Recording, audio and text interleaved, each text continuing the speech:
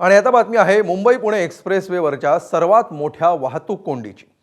2 दिवसांपूर्वी एक्सप्रेसवेवर एक टँकर उलटला। तो आज सकाळी एक्सप्रेसवेवरून बाजूला केला गेला, पण त्यामुळे तब्बल 32 तास एक लेन पूर्णपणे बंद झाली। त्याचे काय काय परिणाम झाले हे आपण बघितलं। पण मुंबई पुणे एक्सप्रेसवेवरील कोंडी टाळण्यासाठीचा एक प्रस्ताव होता आणि तोही 2 वर्षांपासून। जर सार्वजनिक बांधकाम खात्याने तो प्रस्ताव गांभीर्याने घेतला असता तर ही वाहतूक कोंडी टाळता आली असती। कोणता आहे तो प्रस्ताव बघूया।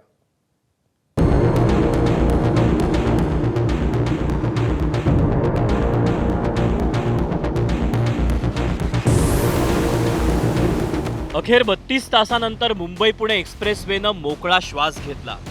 तोच हा क्षण, पहाटेच्या अंधारात आडोशी बोगद्याजवळ जो गॅसचा टँकर उलटला होता तोच टँकर हटवण्यात यश आलं। तोच हा क्षण।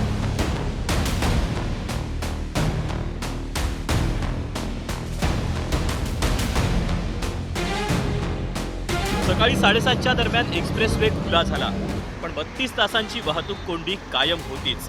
तिकडे एक्सप्रेसवेवर अडकलेल्यांचे हाल होत होते, तर इकडे राज्यात राजकारण पेटलं होतं। एक्सप्रेसवेची जबाबदारी असलेल्या खात्याचे मंत्री म्हणून एकनाथ शिंदेंकडे सगळ्यांचं लक्ष होतं। त्यांनी कालच संध्याकाळी महामार्ग सुरळीत झालाय अशीच घोषणा केली होती, पण प्रत्यक्षात महामार्ग सुरू होण्यासाठी आजची सकाळ उजाडली। आजही त्यांना पत्रकारांनी गाठलं, पण त्यावर त्यांनी फक्त हात जोडले आणि निघून गेले। इकडे त्यांचे कट्टर विरोधक ठाकरेंच्या सेनेतून जोरदार आरोप सुरू झाले। अनेक लोकांचे ट्विट्स पाहत होतो, हाल पाहत होतो, आणि एरवी जे सगळे आपण पाहतो लगेच जे राजकीय लोक म्हणजे मंडळी, मंत्रिमंडळातील जी मंडळी आहे फोटो काढायला पुढे जाते। काल कुठे होती? काल कोणाचं तरी आलं का काही निरोप? तर मुख्य गोष्ट हीच आहे की काल टोल ऑपरेटर जो आहे त्याची पण तेवढीच जबाबदारी आहे की रिफंड तर द्यावाच, पण त्यांनी नुकसान भरपाई पण द्यावी। लोकांचे मीटिंग मिस झाले आहेत, लोकांचे आयुष्यातले महत्त्वाचे क्षण मिस झालेले आहेत, त्याची नुकसान भरपाई कोण करणार ह्याचं उत्तर त्यांनी द्यावं। मला माहिती आहे चौकशी आणि क्लीन चिट हे गेल्या 4 वर्षातलंच प्रथा पडलेली आहे। तर तिकडे मनसेचे अध्यक्ष राज ठाकरेंनी एक्स पोस्ट करत सरकारसह प्रशासनाला गंभीर प्रश्न विचारले। तर तिकडे मुख्यमंत्र्यांनी दुर्घटनेच्या चौकशीचे आदेश दिले। मात्र पोलिसांनी वाहतूक रोखल्याचा आरोप झाले खरे, पण ही वाहतूक रोखणं किती गरजेचं होतं हे तज्ज्ञांकडून समजून घेऊया। या टँकरच्या लिकेजमधनं तो जो गॅस लीक झालेला आहे तो त्या भागातच साचून राहिलेला आहे आणि त्याला उडून जायला थोडासा वेळ लागेल। आणि हा जो गॅस आहे हा प्रचंड इन्फ्लेमेबल आहे। इवन मोबाईल ऑपरेट केल्यामुळे किंवा स्पार्क झाल्यामुळे याचा प्रचंड स्फोट होऊ शकतो, आणि हा स्फोट जर झाला तर हा स्फोट हा गॅस सिलेंडरच्या तीव्रतेपेक्षा कित्येक पटीने मोठा होईल, जेणेकरून माणसाची आणि प्रॉपर्टीची मोठी हानी होईल। या कारणामुळे हे जे ट्रॅफिक आहे हे 1 किलोमीटर दोन्ही साईडनं जे बंद केलं आहे हे जे डिसिजन आहे हे परफेक्ट डिसिजन आहे। आता वाहतूक रोखणं गरजेचं होतं हे जरी मान्य केलं तरी आपल्याकडे अशी एखादी घटना घडली तर पर्यायी मार्ग का नाही असा सवाल उपस्थित होतोय। आम्हीही त्यावर सार्वजनिक बांधकाम विभागाचाच एक अहवाल पुढे आणलाय, आणि या अहवालानुसार वाहतूक कोंडी टाळण्यासाठी कर्जत शिरूर महामार्गाचा प्रस्ताव होता। कर्जत शिरूर महामार्गाचा प्रस्ताव सरकार दरबारी 2 वर्षांपासून धुळखात पडू नये। एक्सप्रेसवेवर घाटमाथ्याचं अंतर जवळपास 20 ते 25 किलोमीटर इतकं आहे, त्यामुळे एक्सप्रेसवेवर कितीही बदल केला तरी वाहतूक कोंडी कायम असेल। म्हणून कर्जत शिरूर महामार्गाचं काम करावं लागेल असा अहवाल आता पुढे आलाय। आता 32 तासांच्या वाहतूक कोंडीनंतर तरी या पर्यायाकडे गांभीर्यानं पाहिलं जाईल हीच अपेक्षा। अभिषेक मुठाळ, ईशान देशमुख, विनायक पाटीलसह नाजिम मुल्ला, एबीपी माझा, एक्सप्रेसवे। संसदेच्या अर्थसंकल्पीय अधिवेशनामध्ये गेल्या 3 दिवसांपासून गोंधळाचे नवनवे उच्चांक प्रस्थापित होऊ लागले। चीनची घुसखोरी आणि जनरल नरवणेंचं पुस्तक या मुद्द्यावरून संसदेत बोलू पाहणारे राहुल गांधी आणि त्यांना या विषयावर बोलण्यापासून परावृत्त करणारे सत्ताधारी हा गोंधळ 3 दिवस चालला। त्यानंतर भाजप खासदारांच्या नेहरूंवरच्या भाषणामुळे नव्या गोंधळाला सुरुवात झाली। हा गोंधळ इतका वाढला की विरोधी पक्षाच्या महिला खासदार थेट पंतप्रधान मोदींवर हल्ला करण्याच्या तयारीत होत्या असा आरोप सत्ताधाऱ्यांनी केला। बघूया संसदेतल्या गोंधळावरचा हा खास रिपोर्ट।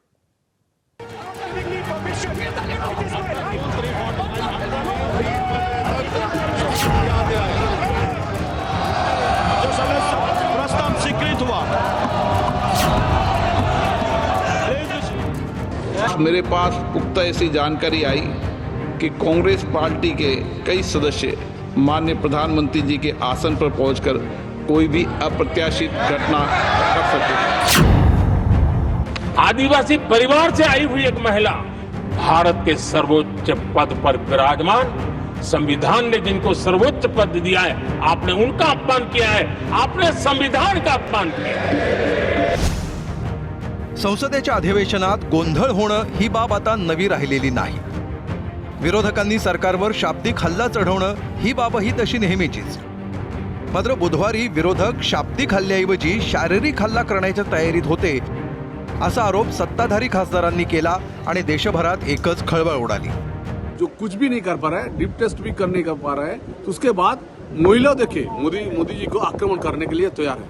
हम तो चाहता हूं जो विरोधी पक्ष हमको लग रहा है जे जैसे विरोधी पक्ष चल रहा है ऐसे मोदी जी को मारना दे. ये लोग मारने के लिए षड्यंत्र कर रहा है. एक काल जो हुआ है, जो जैसे जा रहा था, हमको तो लग रहा था मोदी जी को मारने के लिए लोग जा रहा था. तो उसी लोग को सिक्योरिटी चेक होना चाहिए. विरोधी पक्ष क्या लेके आ रहा है, इसे चेक होना चाहिए. त्यानंतर लोकसभा अध्यक्ष ओम बिर्ला यांनी सभागृहातच याची माहिती देऊन भाजप खासदारांच्या आरोपावर शिक्कामोर्तब केलं. मेरे पास पुख्ता ऐसी जानकारी आई कि कांग्रेस पार्टी के कई सदस्य माननीय प्रधानमंत्री जी के आसन पर पहुंचकर कोई भी अप्रत्याशित घटना कर सके. ये दृश्य मैंने सदन में देखा भी सही. अगर ये घटना हो जाती तो ये अत्यंत अप्रिय दृश्य देश के लोकतांत्रिक परंपराओं को तार तार कर देता. इसको टालने के लिए मैंने माननीय प्रधानमंत्री से आग्रह किया कि उन्हें सदन में नहीं आना चाहिए. या गोंधळाला तोंड फुटलं ते भाजप खासदार निशिकांत दुबेंनी लोकसभेत केलेल्या भाषणातून. दुबेंनी वेगवेगळ्या पुस्तकांचे संदर्भ देत दिवंगत पंतप्रधान पंडित नेहरूंवर टीका केली. मैं आपके माध्यम से सदन को उस किताब के बारे में, उन किताबों के बारे में बताना चाहता हूं जो नेहरू परिवार, कांग्रेस परिवार के गद्दारी, मक्कारी, भ्रष्टाचार और अय्यासी से भरा पड़ा है. और वो सब छपी हुई किताब है सर. पहली किताब ये है एडवीना एंड नेहरू. भारत जो स्वतंत्र हुआ तो किस तरह से पाकिस्तान का बंटवारा हुआ और किस तरह से भारत के पहले प्रधानमंत्री अय्यासी कर रहे थे, इस किताब में मैं उसका जिक्र करना चाहता हूं. निशिकांत दुबेंनी आपल्या भाषणात नेहरूंबाबतच्या काही पुस्तकांचे संदर्भ दिले. पुस्तकावरून राहुल गांधींना बोलू न दिल्याच्या मुद्द्यावरून विरोधी पक्षांनी गोंधळ घातला होता. या गोंधळाप्रकरणी 8 खासदारांचं अगोदरच निलंबन झालं होतं. मग दुबेंना पुस्तकाचा संदर्भ का वापरू दिला असा सवाल करत विरोधक अधिकच आक्रमक झाले. अध्यक्ष हे जबाबदार खुर्चीवरती त्या ठिकाणी बसले असताना मग अशी पार्सलिटी ते कसे का करू शकतात. जर चुकीचं बोलत असेल त्यांचे माईक चालू होते. आमचं देखील मागणी तेच होती की ज्या पद्धतीनं आमचे खासदार चुकीचं वक्तव्य त्या ठिकाणी झालं म्हणून वेलमध्ये गेले, त्यांनी आक्रोश व्यक्त केला. त्यांना 8 लोकांना त्या ठिकाणी सस्पेंड करण्यात आलं. तेच सस्पेंडची कारवाई ही निशिकांत दुबेवरती करण्यात यावी, पण कुठलाही निर्णय हा अध्यक्षाकडून त्या ठिकाणी झाला नाही. आता जे आरोप म्हणजे कुठेतरी हा विषय बाजूला सारण्यासाठी हा महिला खासदारांवरती आरोप केलेला हा चुकीचा. निशिकांत दुबेंकडून करण्यात आलेल्या भाषेचा वापर आणि सत्ताधारी पक्षाकडून राहुल गांधींबाबत वापरण्यात येणारे शब्द यावरून काँग्रेसनं सरकारवर जोरदार टीका केली. पंतप्रधान विरोधकांच्या प्रश्नांना घाबरत असल्याचं सांगत काँग्रेसनं थेट मोदींना सवाल विचारले कि ये बार बार नेहरू जी को गालियां देना, इंदिरा जी को गालियां देना, अपोजिशन लीडर के लिए आपने जो शब्द उपयोग करे वो खंडनीय है. और वो ये चाहते हैं कि भाई ये नरवणे की किताब है, इसमें क्या है मुझे मालूम नहीं, मैं पढ़ के बताता हूँ. ये खुद ही इस तरह की बात कर रहे हैं. मतलब कैसी बात है ये कोई तरीका है किसी के बारे में बात करने का? उनको बोलने देना चाहिए. क्या बात है, किस चीज से डर रहे हैं कि वो किसी किताब से कोट करेंगे? इससे डर रहे हैं. एप्स्टीन फाइल से डर रहे हैं. किस चीज से डर रहे हैं कि हम उनको कटघरे पे खड़े कर देंगे क्योंकि उन्होंने ये ट्रेड डील की है जिसमें सारे किसानों की जिंदगी बर्बाद होने जा रही है. बुधवारी संध्याकाळी 5 वाजता पंतप्रधान मोदी राष्ट्रपतींच्या अभिभाषणाला लोकसभेत उत्तर देणार होते. त्यापूर्वी निशिकांत दुबेंच्या भाषणाचा निषेध करत विरोधी पक्षाच्या महिला खासदार पंतप्रधान मोदींच्या खुर्चीपर्यंत पोहोचल्या. एकंदर परिस्थिती पाहता लोकसभेचं कामकाज अध्यक्षांनी तहकूब केलं. या प्रकारानंतर गुरुवारी राज्यसभेत झालेल्या भाषणात मोदींनी विरोधकांवर हल्लाबोल चढवला. जब आपने लोकसभा में जो व्यवहार किया है, आपने आदिवासी समाज का अपमान किया है, आपने महिला का अपमान किया है, भारत के सर्वोच्च पद पर विराजमान संविधान ने जिनको सर्वोच्च पद दिया है, आपने उनका अपमान किया है, आपने संविधान का अपमान किया है. आपल्या भाषणात मोदींनी राहुल गांधींचा समाचार घेतला नसता तरच नवल. एकीकडे मोहब्बत की दुकानची भाषा आणि दुसरीकडे कबर खोदण्याचा इशारा या विरोधाभासावर बोट ठेवत मोदींनी राहुल गांधींवर जोरदार हल्लाबोल केला. मोहब्बत की दुकान खोलने वाले मोदी तेरी कब्र खुदेगी के नारे लगा रहे हैं जी. ये कौन सी मोहब्बत की दुकान है जो देश के ही किसी नागरिक के कब्र खोदने के सपने देखती हो. देश सुरळीत चालावा यासाठी कायदे करणं हे संसदेचं खरं काम. पण या अधिवेशनात सुरू असलेला गोंधळ आणि दोन्ही बाजूंनी एकमेकांविषयी वापरली जाणारी भाषा पाहता आपल्या लोकप्रतिनिधींनाच कामकाजाचे कायदे शिकवण्याची गरज आहे का असा सवाल आता उपस्थित झालाय. आपण निवडून दिलेले लोकप्रतिनिधी हेच का असा सवाल या गोंधळानंतर सर्वसामान्य जनतेला नक्कीच पडला असेल. ब्युरो रिपोर्ट, ABP माझा. तर मुंबई पुण्यानंतर सर्वाधिक चर्चेत राहिलेली महापालिका म्हणजे नाशिक महापालिका. इथं भाजपा विरुद्ध शिवसेना राष्ट्रवादी असा महायुतीतला सामना रंगला होता. विरोधी पक्ष होते पण नावापुरते. निकाल लागला, भाजपला संपूर्ण बहुमत मिळालं, पण तरीही महापौर पदाच्या निवडणुकीमध्ये नगरसेवकांना अज्ञात स्थळी नेण्याची वेळ का आली आहे, बघूया.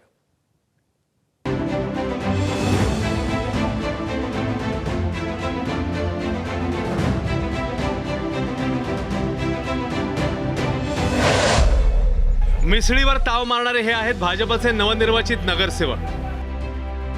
बरं, पाहून वाटेल की महापालिकेत एखादी सत्ता मिळाल्यानंतर भाजप नगरसेवकांचं सेलिब्रेशन आहे की काय, पण तसं नाहीये. तर या मिसळ पार्टीला कारण ठरली आहे महापौर पदाची निवडणूक.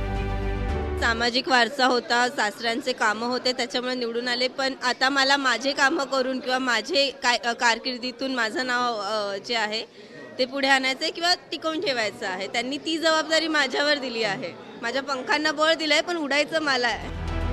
निमित्त मिसळ पार्टीचं असलं तरी महापौर पदाच्या निवडणुकीत दगाफटका होऊ नये म्हणून पक्षाकडून खबरदारी घेतली जाते.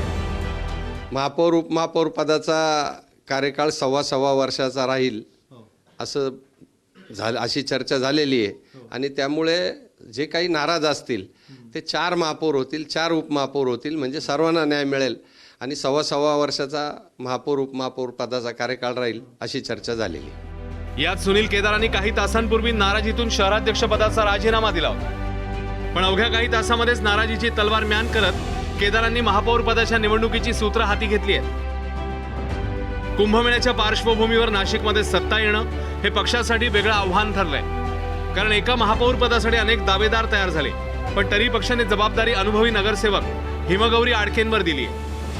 पदासाठी माझ्या इतर मैत्रिणी देखील होत्या आणि सगळ्यांनी मिळून हे जे एक सकारात्मक भूमिका केली आहे त्याबद्दल मी अत्यंत ऋणी आहे की ही संधी जी आहे ती सेवेची आहे आणि नाशिककरांची सेवा आणि धर्माची. जसं आपण म्हणतो देवदेश आणि धर्मासाठी प्राण घेतला हाती, मला असं वाटतं की हीच ती संधी आहे जिथे नाशिकचं नाव जगभरात कोरलं जाणार आहे. संपूर्ण बहुमत असलं तरी नाशिकात महापौर पदाची निवडणूक काही बिनविरोध होत नाहीये. भाजपने सुरुवातीला तसे प्रयत्न केले पण त्यात त्यांना यश आलं नाहीये. नाशिकमध्ये महायुतीतील भाजप आणि शिवसेना वेगवेगळे लढले होते. मात्र निकालानंतर भाजपनं शिवसेनेला सोबत घ्यायचं ठरवलं होतं. मात्र शिवसेनेनं उपमहापौर पदावर दावा केला आणि युतीच्या चर्चा थंडावल्या होत्या. पण आता जर भाजपनं उपमहापौर पद सोडत शिवसेनेला सोबत घेतलं तर भाजपच्या उमेदवाराला माघार घ्यावी लागेल आणि त्यामुळे भारतीय जनता पक्षामधील नाराजांची संख्या आणखी वाढू शकते. कॅमेरामन मंगेश सोनवणेसह मुकुल कुलकर्णी, ABP माझा, नाशिक. पुढची बातमी. संख्याबळ पाहता मुंबई महापालिकेमध्ये भाजपचा महापौर आणि भाजपच्या कृपेनं शिंदेंच्या शिवसेनेचा उपमहापौर बसणार हे निश्चित झालंय. मात्र ठाकरेंच्या शिवसेनेनं महापौर आणि उपमहापौर पदासाठी उमेदवार देण्यासाठी हालचाली सुरू केल्या आहेत.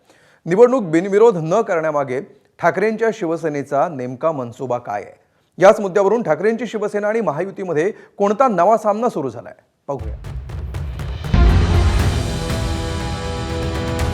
भाजपच्या महापौर या मुंबई शहरावरती येणं हा मुंबईसाठी आणि 106 हुतात्म्यांसाठी काळा दिवस.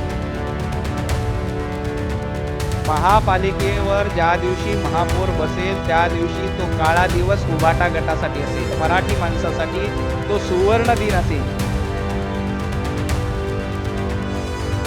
उद्धव बाळासाहेब ठाकरे आणि इतर मित्रपक्षाचा उमेदवार महापौर आणि उपमहापौर पदासाठी उभा करणं योग्य ठरेल. तुम्ही आता मुंबईच्या महापौरचं स्वप्न बघू नका, तर इस्लामाबाद कराचीचं महापौर वाचवायला बघा. ठाकरेंची शिवसेना आणि महायुतीच्या नेत्यांमध्ये कलगीतुरा रंगला. कारण ठरलंय मुंबई महापालिकेच्या महापौर पदाची निवडणूक. मुंबईलगतच्या जवळपास सगळ्याच प्रमुख महापालिकांमध्ये महापौर पदाची निवडणूक बिनविरोध पार पडली. मात्र मुंबई महापालिकेत महापौर आणि उपमहापौर पदासाठी ठाकरेंची शिवसेना उमेदवार देणार. त्यासाठी मातोश्री बंगल्यावर बैठकीचं आयोजनही करण्यात आलं. उद्धव बाळासाहेब ठाकरे आणि मनसेचे मिळून 71 नगरसेवक निवडून आलेले आहेत आणि प्रथमच मुंबई महापालिकेच्या सभागृहामध्ये विरोधी पक्ष एक जबरदस्त मजबूत संख्येने उभा राहिलेला आहे. त्यामुळे येणाऱ्या महापौर उपमहापौराच्या निवडणुकीमध्ये शिवसेना उद्धव बाळासाहेब ठाकरे आणि इतर मित्रपक्षाचा उमेदवार महापौर आणि उपमहापौर पदासाठी उभा करणं योग्य ठरेल आणि नक्कीच त्याचा फटका भारतीय जनता पक्षाला पडेल आणि विरोधी पक्षाचा महापौर कदाचित निवडून येण्याची शक्यता नाकारता येत नाही. विनायक राऊतांचे शब्द खरे ठरले तर तो या दशकातला सर्वात मोठा राजकीय चमत्कार मानावा लागेल. मात्र त्याच विनायक राऊतांना त्यांच्या गाववाल्यांनी म्हणजेच नितेश राणेंनी एक सल्ला दिला. तो म्हणजे मुंबईऐवजी इस्लामाबाद आणि कराचीमध्ये महापौर बसवण्याचा. उद्धव ठाकरेला तोंडावर आपटण्याची सवय झाली आहे, नाक रगडण्याची सवय झालेली आहे आणि म्हणून परत एकदा तोंडावर आपटणार. त्यांनी ते नाक म्हणजे तोंडावर आपटण्याची PhDच केली आहे ना आता उद्धव ठाकरेंनी. मुंबईच्या जनतेने भगव्या विचाराच्याच महापौर बसवण्याचे कौल दिलेला आहे. जय श्रीरामवाल्यालाच तुम्ही महापौर बनवा असं कौल दिल्यानंतर हे बाकीचे सरतनचे जुदावाल्यांना काहीच जागा नाही. म्हणून उद्धव ठाकरेंना सांगेन की तुम्ही आता मुंबईच्या महापौरचं स्वप्न बघू नका, कुठे इस्लामाबाद कराचीचं महापौर बसवायला बघा. कोकणातल्या राऊतांनंतर मुंबईतल्या राऊतांनी म्हणजे संजय राऊतांनी मुंबई महापौर पदाबाबत त्यांचं रोखठोक मत व्यक्त केलं आहे. भाजपच्या महापौर या मुंबई शहरावरती येणं हा मुंबईसाठी आणि 106 हुतात्म्यांसाठी काळा दिवस असेल. कारण ह्या मुंबईचं अस्तित्व आणि अस्मिता संपवण्याची कामगिरी भाजपने केली. ही मुंबई भविष्यात उद्योगपतींच्या हातामध्ये दिली जाईल पूर्णपणे. मराठी माणसांनी प्रचंड ताकद लावली इथे मराठी झेंडा फडकावा म्हणून, पण दुर्दैवानं भाजपबरोबर गेलेल्या गद्दारांमुळे मुंबईचं आणि मराठी माणसाचं प्रचंड नुकसान झालेलं आहे आणि ते नुकसान करण्याबद्दल बाळासाहेब ठाकरे यांच्या जन्मशताब्दी वर्षात गद्दार गटाला उपमहापौरपद मिळेल असं दिसतं. ठाकरेंच्या शिवसेनेच्या संजयच्या भात्यातून सुटलेले बाण परतवून लावण्यासाठी शिंदेंच्या संजयनं हातात धनुष्यबाण धरलं. बीजेपीचा महापौर मुंबई महानगरपालिकेवर बसणं हा काळा दिवस नाही तर खऱ्या अर्थानं भगवा दिवस आहे. अनेक वर्षाची सत्ता भोगल्यानंतर सुद्धा ज्या पद्धतीने मुंबईची वाट या लोकांनी लावली होती त्यासाठी आता महायुतीचा भाजपचा शिवसेनेचा महापौर त्या ठिकाणी बसतोय आणि येणाऱ्या काही वर्षातच आपल्याला मुंबईचं चित्र हे बदललेलं पाहायला मिळेल. भाजपच्या नवनाथ बन यांनी एक दिवस नव्हे तर संपूर्ण 5 वर्ष संजय राऊतांना काळा दिवस पाळण्याचा सल्ला दिला. का तर त्यांच्याच तोंडून ऐकूया. संजय राऊत ज्या पद्धतीने म्हणतायत की तो काळा दिवस असेल, तर तो काळा दिवस संजय राऊतांसाठी आहे, तो काळा दिवस उभाटा गटासाठी आहे. आणि संजय राऊतांना मला एकच सांगायचं आहे, तुम्हाला एक दिवस काळा पाळायचा नाही, पुढची 5 वर्ष तुमच्यासाठीचा रोजचा काळा दिवस असेल. ज्यांनी बाळासाहेबांचे विचार धुळीला मिळवले ते खरे गद्दार आहेत. तर देवेंद्रजींसोबत जे आले, भारतीय जनता पार्टीसोबत आले, ते एकनाथजी शिंदे खुद्दार आहेत. मुंबई महापालिकेमध्ये गद्दारांना घरी बसवण्याचं काम, मुंबईला लुटवणाऱ्यांना घरी बसवण्याचं काम, विरोधात बसवण्याचं काम जनतेनं केलं.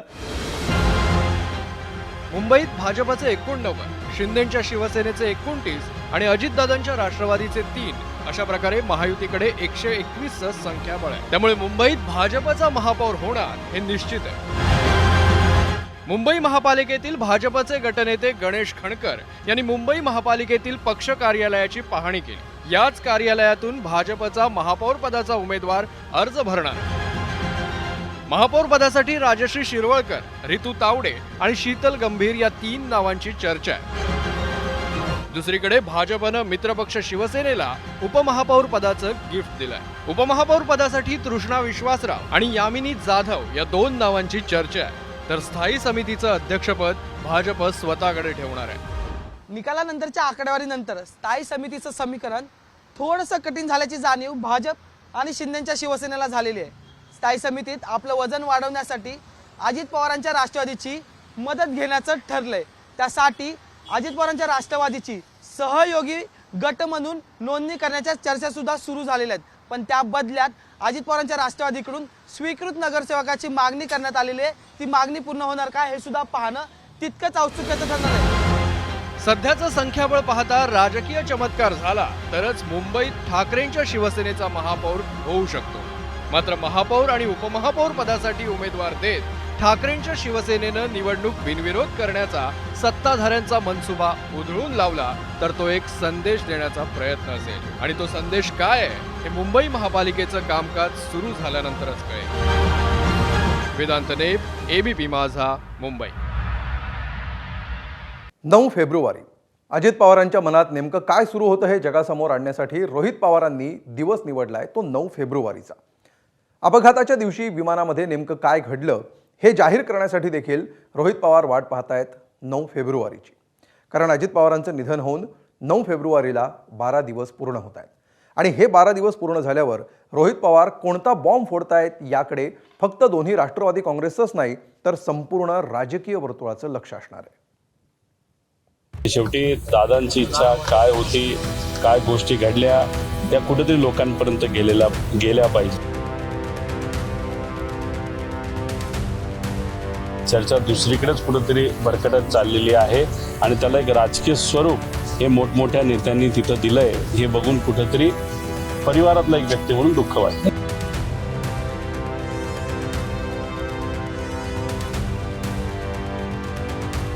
तुम्ही समजून घ्या की उपमुख्यमंत्री पद सुद्धा आणि त्या राष्ट्रवादीचे मुख्य पदचे देशाचे प्रमुख हे पवार परिवाराकडेच आणि सुमित्रा काकींकडेच राहावं अशी आमची सुद्धा त्या ठिकाणी इच्छा आहे.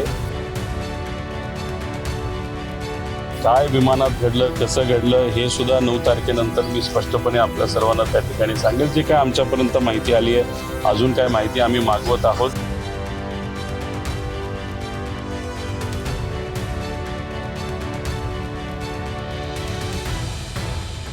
अजित पवार हयात असताना पुण्यात रोहित पवारांसोबत असलेली त्यांची केमिस्ट्री फक्त बारामतीपुरतीच मर्यादित नव्हती तर संपूर्ण महाराष्ट्राला ती परिचित होती.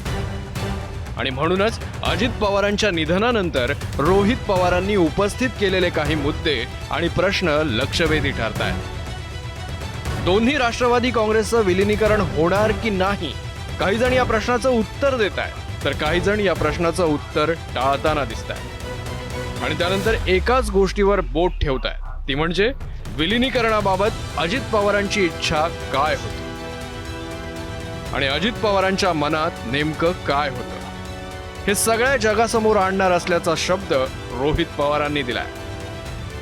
9 तारीख उद्या मग स्पष्टपणे या सर्व गोष्टींकडे आपल्याला बोलता येईल.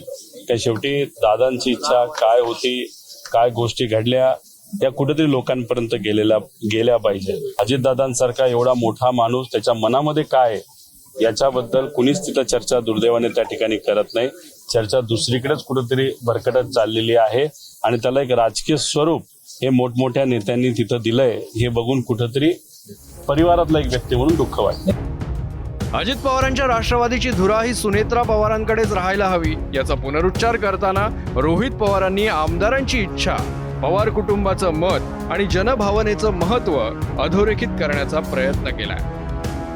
तुम्ही समजून घ्या की उपमुख्यमंत्री पद सुद्धा आणि त्या राष्ट्रवादीचे मुख्य पद जे देशाचे प्रमुख हे पवार परिवाराकडेच आणि सुनित्रा काकींकडेच राहावं अशी आमची सुद्धा त्या ठिकाणी इच्छा आहे. फक्त या गोष्टी आम्हाला या दुःखद काळामध्ये बोलता येत नाही, एवढंच त्यातलं त्या ठिकाणी फरक. त्यामुळे कुणी किती काय प्रयत्न केले तरी आमदारांचं म्हणणं, परिवाराचं म्हणणं, पदाधिकाऱ्यांचं म्हणणं आणि लोकांचं, महाराष्ट्रात तमाम लोकांचं म्हणणं हे कुणीही डावलणार नाही. त्यामुळे आम्हाला सुद्धा वाटतंय की काकीच तिथं त्या पक्षातले प्रमुख राहतील. अजित पवारांच्या राष्ट्रवादीचे प्रवक्ते आनंद परांजपेंनी रोहित पवारांच्या भूमिकेवर प्रतिक्रिया देताना त्यांना उपरं ठरवलंय की ज्या माऊलींनी स्वतःवरती जो दुःखाचा डोंगर कोसळला होता त्या दुःखाच्या डोंगरातनं स्वतःला सावरून माननीय अजितदादा पवार साहेबांना अभिप्रेत असलेली जबाबदारी त्यांनी घेतली. महाराष्ट्रातल्या राष्ट्रवादी काँग्रेस पक्षाच्या प्रत्येक कार्यकर्त्याच्या मनामध्ये जे आहे तेच येणाऱ्या काळामध्ये होईल. आमच्या पक्षाचे निर्णय आमच्या पक्षाचे नेते घेतील. दुसऱ्यांना काय वाटतं याच्यावर आमच्या पक्षाचे निर्णय होत नाही. दोन्ही राष्ट्रवादीचं विलिनीकरण होणार की नाही हे काळ आणि वेळच ठरवणार आहे. मात्र जिल्हा परिषद निवडणुकांमध्ये शरद पवारांच्या राष्ट्रवादीचे अनेक उमेदवार घड्याळ चिन्हावरती निवडणुका लढतायत. त्यामुळे जिल्हा परिषद निवडणुकांसाठी घेतलेला हा निर्णय विलीकरणाच्या प्रक्रियेचा पहिला टप्पा होता का, अशी देखील राजकीय वर्तुळामध्ये चर्चा आहे. दरम्यान जिल्हा परिषदांच्या निवडणुकाच्या निमित्तानं रोहित पवारांनी मतदारांना एक भावनिक आवाहन केलंय. काळानं घाला घातला आणि अजितदादांना आपल्यातून हिरावून नेलं. नियोजन करूनही पवार कुटुंबाला कोणत्याही उमेदवाराच्या प्रचाराला जाता आलं नाही. निवडणूक असलेल्या 12ही जिल्ह्यात मतदारांना विनंती आहे की माननीय अजितदादांना स्मरून त्यांच्या विचाराला सहकार्य करण्याची हीच ती योग्य वेळ. माननीय अजितदादांचे विचार पुढे घेऊन जाणं हीच त्यांना खरी श्रद्धांजली आहे. बारामतीच्या ज्या विद्याप्रतिष्ठानच्या मैदानात अजितदादा विसावले त्याच विद्याप्रतिष्ठानमध्ये अजितदादांचं स्मारक उभारण्यात येत आहे. या स्मारकाबद्दल चर्चा करण्यासाठी संपूर्ण पवार कुटुंब एकत्र आलेलं पाहायला मिळालं. शरद पवार, प्रतिभा पवार, श्रीनिवास पवार, जय पवार, पार्थ पवार, रोहित पवार, रजनी इंदुलकर तसंच विद्याप्रतिष्ठानचे काही विश्वस्त अजितदादांच्या स्मारकाच्या आराखड्यावर चर्चा करण्यासाठी उपस्थित होते. या स्मारकाबाबत या सर्वांच्या उपस्थितीत महत्त्वाची बैठक पार पडली. एक चांगलं स्मारक असावं, त्याच्याच बरोबर एक चांगलं म्युझियम असावं. अजितदादांची काही भाषणं, काही फोटो, काही गोष्टी ह्या तिथं ठेवल्या तर लोकांना तिथं बघता यावे. कारण का मराठी आणि महाराष्ट्र आणि हिंदू संस्कृतीमध्ये स्पर्शाला फार महत्त्व असतं. त्यामुळे अजितदादांचा स्पर्श झालेल्या ज्या वस्तू जर आपल्याला म्युझियममध्ये ठेवता आल्या तर त्या चांगल्या राहतील अशी इच्छा लोकांनी व्यक्त केल्यानंतर पवार साहेब, सुनित्रा काकी, पार्थ, जय, परिवारातले सर्व, सुप्रियाताई, आम्ही सर्वच लोकांचं म्हणणं आलं की आपल्याला म्युझियम चांगलं केलं गेलं पाहिजे आणि स्मारक. शरद पवारांनी जन्माला घातलेली राष्ट्रवादी वाढवण्यासाठी अजित पवारांनी दिवस रात्र एक केला याबाबत कुणाचंही दुमत नसेल. राजकीय मतभेदांमुळे एका राष्ट्रवादीचे 2 पक्ष झाले. मात्र रोहित पवारांनी काका अजितदादांसोबत जाण्याऐवजी आजोबा शरद पवारांसोबत राहणं पसंत केलं. असं असलं तरी अजित पवार आणि रोहित पवार यांच्यातले ऋणानुबंध विरले नाहीत. विधानसभेत रोहित पवारांच्या विजयावर अजित पवारांनी केलेली टिप्पणी अजूनही महाराष्ट्राच्या स्मरणात आहे. दर्शन घे दर्शन काकाचं आणलं नाही रे मला, नाहीतर मी शुभेच्छा थोडक्यात वाचला. माझी सभा झाली असते तर काय दर्शन घे दर्शन काकाचं आणलं नाही रे मला, नाहीतर मी शुभेच्छा थोडक्यात वाचला. माझी सभा झाली असते तर काय भावकीकडे लक्ष दिलं म्हणूनच तू आमदार झालास. जरा जयंतराव त्याला विचारा किती मतं पडली, पोस्टल बॅलेट मध्ये आलाय आपण. त्याच्यामुळं माझ्या कुणी माती लागू नका. तुम्ही तुमचं काम करा. मी तुम्हाला एक अक्षर बोलणार नाही. मी जयंतराव ज्यावेळेसपासून मी आमच्या महायुतीमध्ये आहे, मी कधी तुमच्या कुणावर टीका टापणी केली? काय कारण आहे? तुम्ही तुमच्या विचाराने चाललं, मी माझ्या विचाराने चाललो. बेधडक स्वभावाच्या अजित पवारांनी त्यांचं रोहित पवारांशी असलेलं नातं अशा प्रकारे अनेक व्यासपीठावरून उलगडून दाखवलं. तर जेव्हा जेव्हा अजित पवारांवर राजकीय टीका करण्याची वेळ आली तेव्हा रोहित पवारांनीही नैतिकता आणि मान सन्मानाची लक्ष्मणरेखा कधीच ओलांडली नाही. अजित पवारांच्या निधनानंतर रोहित पवारांच्या भावनिक पोस्टही चर्चेत राहिल्या. अजित पवारांच्या रूपात रोहित पवारांनी फक्त काकाच नव्हे तर मार्गदर्शकही गमावलाय. आणि याच मार्गदर्शकानंच शिकवलेली रणनीती वापरून रोहित पवारांना अनेक राजकीय आव्हानं आता पेलायची आहेत. जयदीप भगत, एबीपी माझा, बारामती.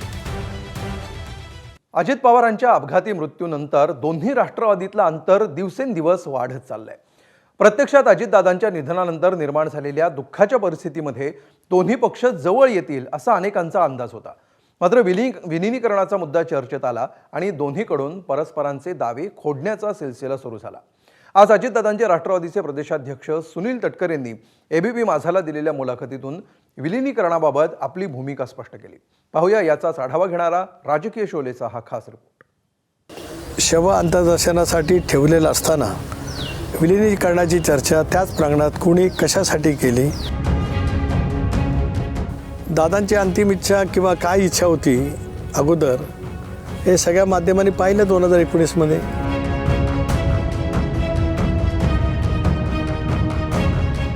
म्हणजे इंडियामध्ये येण्याची तयारी दर्शवून विलिनीकरणाची चर्चा होती किंवा काय आहे याच्याबद्दलची स्पष्टता यावी.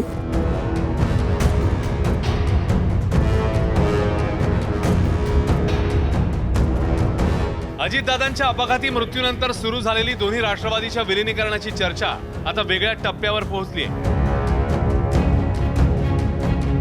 पहिले काही दिवस शरद पवार आणि त्यांचे नेते अजितदादांसोबत झालेल्या चर्चेचे दाखले देत होते आणि अजित पवारांचे नेते याविषयी कुठली भूमिका स्पष्ट न घेता मौन बाळगणंच पसंत करत होते. मात्र आता अजित पवारांच्या नेत्यांनीही या विषयावर आपली भूमिका ठामपणे मांडायला सुरुवात केली. अजित पवारांच्या राष्ट्रवादीचे प्रदेशाध्यक्ष सुनील तटकरे यांनी एबीपी माझाला दिलेल्या एक्सक्लुझिव्ह मुलाखतीत ही चर्चा सुरू होण्याच्या हेतूवरच प्रश्नचिन्ह निर्माण केलंय. शव अंत्यदर्शनासाठी ठेवलेला असताना विलिनीकरणाची चर्चा त्याच प्रांगणात कुणी कशासाठी केली या प्रश्नाचं उत्तरसुद्धा आपल्यामार्फत महाराष्ट्राच्या जनतेला मिळालं तर त्या माध्यमातून सुद्धा नेमकं कोणाची घाई कशासाठी होती ते सुद्धा त्या ठिकाणी स्पष्ट होईल. अजित पवारांसोबत विलिनीकरणाची चर्चा झाली होती असं शरद पवारांचे नेते सांगत असले तरी नेमकं काय ठरलं होतं असा सवाल करत तटकरेंनी त्यांना कोंडीत पकडण्याचा प्रयत्न केलाय. विलिनीकरणाची चर्चा झाली असेल तर कुठला पक्ष कुठल्या पक्षात विलीन होणार हा 3 दिवसापूर्वीच सवाल तटकरेंनी वेगळ्या शब्दात पुन्हा विचारलाय. स्वाभाविकपणाने आमची पुढची वाटचाल एनडीएमध्येच राहणार आहे हे मी दादा हयात असताना वारंवार माझ्या वेगवेगळ्या पत्रकार परिषदेमध्ये ज्या ज्या वेळेला अशापैकी चर्चा कोणी उपस्थित केली त्याला मी म्हणत आलो. आता माझं हेच म्हणणं आहे की या बाबतीमध्ये सुद्धा उत्तर अनुत्तरित आहे की भारतीय जनता पक्षाबरोबरती म्हणजे एनडीएमध्ये येण्याची तयारी दर्शवून विलिनीकरणाची चर्चा होती किंवा काय आहे याच्याबद्दलची स्पष्टता यावी आणि मग योग्य वेळेला प्रदेशाध्यक्ष म्हणून जी भूमिका मांडायची आहे ती मांडील. शरद पवार आणि त्यांच्या पक्षाच्या नेत्यांची अजित पवारांसोबत बैठक झाल्याचा दावा शरद पवारांच्या राष्ट्रवादीकडनं वारंवार केला जातो. त्यासाठी झालेल्या बैठकीचा व्हिडिओ देखील जारी करण्यात आलाय. मात्र प्रत्यक्षात ही बैठक विलिनीकरणासाठी नव्हती तर वेगळ्याच कारणासाठी होती असा दावा तटकरेंनी केलाय. तो जो व्हिडिओ प्रसिद्ध झाला तो बारामतीमध्ये कृषी प्रदर्शन होतं, त्याच्यानंतरच्या बैठकीचा असावा असं माझं मत आहे. माझं मत का? कारण त्यानंतर खुद्द दादाने एक पत्रकार परिषद बारामतीमध्ये घेतली आणि दादानी त्या बैठकीमध्ये जे ठरलं ते त्या पत्रकार परिषदेमध्ये सांगितलं. विलिनीकरणाच्या सगळ्या चर्चेमागे असणारा मुख्य भावनिक धागा आहे तो अजित पवारांच्या अंतिम इच्छेचा. मात्र दादांची अंतिम इच्छा काय होती हे सांगत तटकरेंनी हा धागाही कमकुवत करण्याचा प्रयत्न केलाय.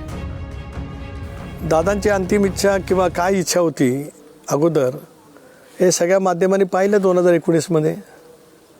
2019मध्ये दादांची इच्छा होती की भारतीय जनता पक्षाबरोबर सरकार बनवावं, ते भक्कम सरकार राहील, ते विकासाचं गतिमान राहणारं सरकार राहील, 3 पक्षाचं सरकार त्या ठिकाणी योग्य राहणार नाही. दादांची स्पष्ट भूमिका 19लाही होती, 22लाही होती. ज्यावेळेला एकनाथरावने एक विशिष्ट भूमिका घेतल्यानंतर पक्षाच्या सर्वच आमदारांनी एक पत्र आदरणीय पवारसाहेबांना लिहिलं होतं, त्यावेळेला सुद्धा होती.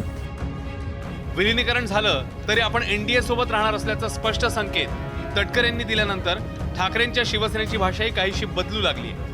गेले काही दिवस शरद पवारांचा दावा उचलून धरणाऱ्या राऊतांच्या भाषेत आता तटस्थता झळकू लागली आहे. तर भाजपाला दिसतोय तो राऊतांच्या पोटात आलेला भीतीचा गोळा. अजित पवार गटाकडून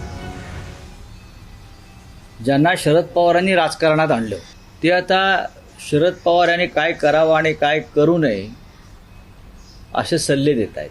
आता शरद पवार साहेब आणि अजित पवार गटाच्या नवीन नेत्यांमध्ये काय चर्चा होणार किंवा झाली याच्याविषयी आम्हाला काही घेणं देणं नाही आहे. आमचा विषय इंडिया ब्लॉकशी. आता ते जे काय पतंग उडवले जात आहेत विलिनीकरणाचे, एक गट म्हणतो चर्चा झाली, एक गट म्हणतो चर्चा झाली नाही. संजय राऊत नाक खुपसण्याचा प्रयत्न करत होते, परंतु आज त्यांना उपरती झालेली दिसते. कारण शरद पवार हे महाविकास आघाडीचे घटक पक्ष आहेत एवढं सांगायचं संजय राऊत यांना भान होतं. परंतु आता त्यांना असं वाटतंय की ज्या पद्धतीनं राष्ट्रवादी काँग्रेसच्या विलिनीकरणाचा प्रश्न सुरू आहे त्यानंतर शरद पवार साहेब हे एनडीएमध्ये जातील का ही भीती संजय राऊतांना दिसते आणि त्यांच्या पोटामध्ये आता गोळा उठलाय. भाजपसोबत जायचं की नाही याच मूळ मतभेदातून राष्ट्रवादीची 2 शकलं झाली होती. आता आपण एनडीए सोडणार नाही असं अजित पवारांच्या राष्ट्रवादीने स्पष्ट केलंय. तर आम्हाला भाजपसोबत जायचं नाही असं आता शरद पवारांसह त्यांच्या पक्षाचा एकही मोठा नेता ठामपणे बोलताना दिसत नाही. त्यामुळे विलिनीकरण होणार का आणि शरद पवार गट एनडीए सोबत जाणार का याच्या उत्तरासाठी सध्या तरी वाटच पाहावी लागणार आहे. ब्युरो रिपोर्ट, एबीपी माझा. एबीपी माझा, उघडा डोळे बघा नीट.